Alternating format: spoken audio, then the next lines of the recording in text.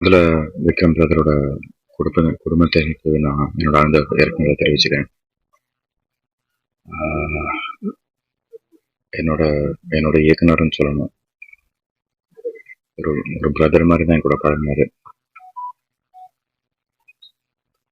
பொதுவா நம்ம அப்பா அடிக்கடி ஒரு விஷயம் சொல்லுவார், நம்ம வாழ்க்கையில சந்திக்கிற ஒவ்வொருத்தரும் நம்மளுக்கு ஒரு ஆசான் மாதிரி அப்படின்னு. அந்த மாதிரி விக்ரம் பிரதர் நிறைய விஷயங்கள்ல எனக்கு ஒரு ஆசானா இருந்திருக்காரு. நான் பிறந்து வளர்ந்து நான் பார்த்த கல்ச்சர் இது எல்லாமே வேற. ஆனா அவரு சினிமால இது மட்டும் இல்லை, உங்களை வேற மாதிரி காட்டலாம் அப்படின்னு வேற ஒரு கல்ச்சரை கிட்ட என்ன அறிமுகப்படுத்தினாரு. ரொம்ப டீப் சவுத் எனக்கு கூட்டிட்டு போனாரு ராவணகுற்றம் படம் மூலியமா.